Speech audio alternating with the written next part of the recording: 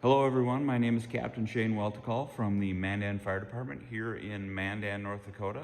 And as you can see, I have a partner with me today. This is Webster. Webster is the department's accelerant detection canine. And we're here to talk to you today a little bit about something we don't typically hear a lot about here in North Dakota, and that is residential home fire sprinkler systems.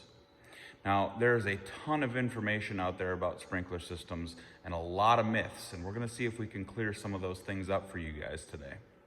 So we all know that in the United States, there's a ton of house fires that happen every single year. Unfortunately, we have lots of injuries and lots of deaths. Now, most of you are probably familiar with what a fire sprinkler system is.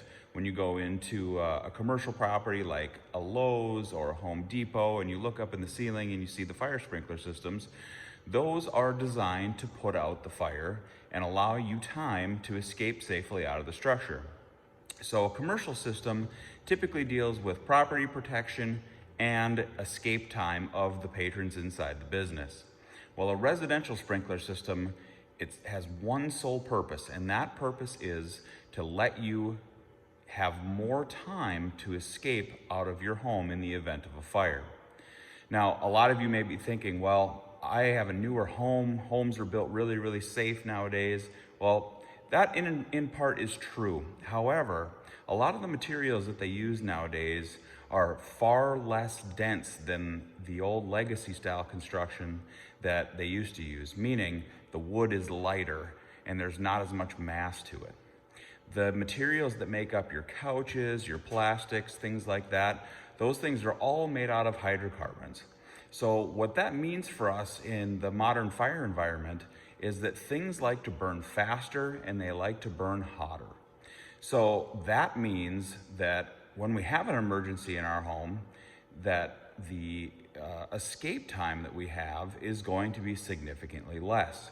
So we take that information and we couple that with the purpose of a residential fire sprinkler system, and that is to allow you to have more time to escape out of that home if there's a fire. Now, hopefully that sprinkler system will put that fire all the way out before the fire department gets there, or at least keep the fire in check until the fire department gets there and save some of your property. I know some of you are also probably thinking, well, if the sprinkler system goes off, I'm going to have a pretty significant water mess in my home. And for the most part, that's probably true. However, you're not going to have burned up materials and sentimental items and things like that. It's probably salvageable. We look at it as it's far better to have a water mess in your home than to have your home completely destroyed by fire.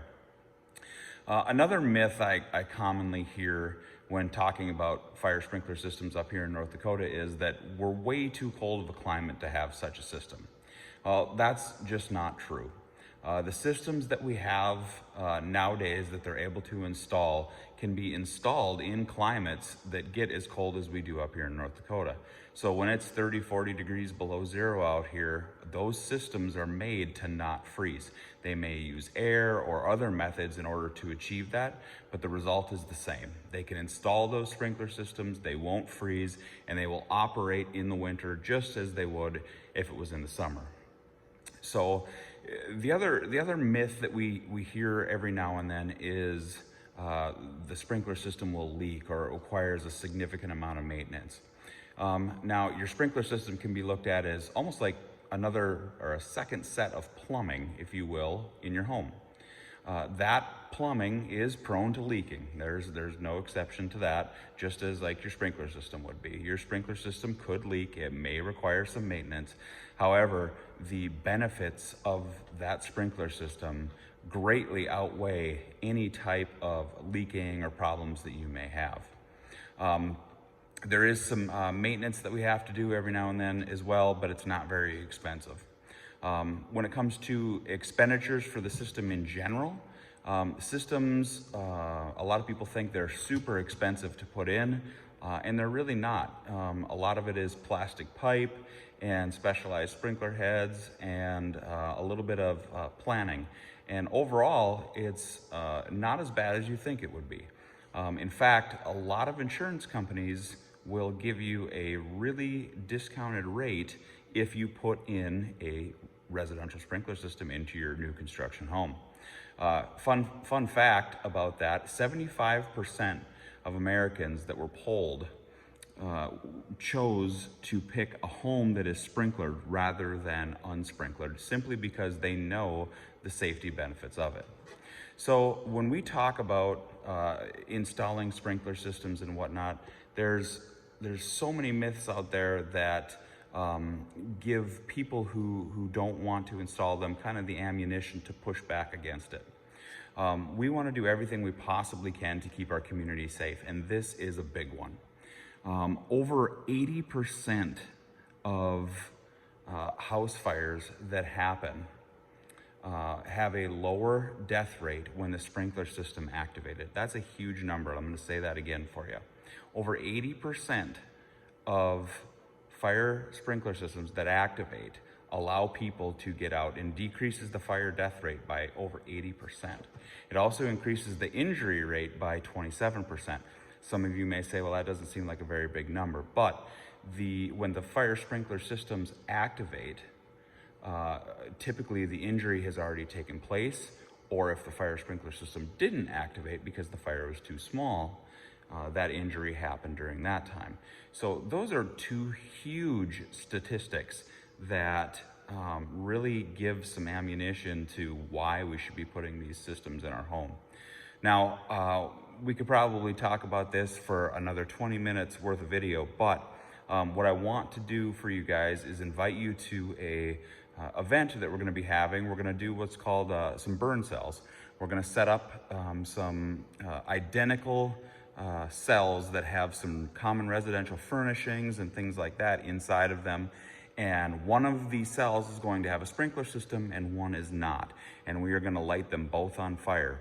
And we want you to take a look at how the sprinkler system functions and how quickly it suppresses the fire. And so that way you're able to equate that information with how fast you could get you and your family out of your home. So that is going to be coming up here July 18th at 6 p.m. at our training grounds. Come on down. We will answer all the questions that you have for your fire sprinkler systems. We're going to have quite a few examples. We're going to have some reps on hand. And again, we're going to do everything we possibly can to keep you guys safe. So in the meantime, check out our social medias, our Facebook, our Instagram. We will put up a whole bunch of information regarding this topic on there as well. And in the meantime, if you have any other questions, please reach out to us here at the fire department, and we will do everything we can to help you out. Thank you, stay safe, and have a great rest of your evening.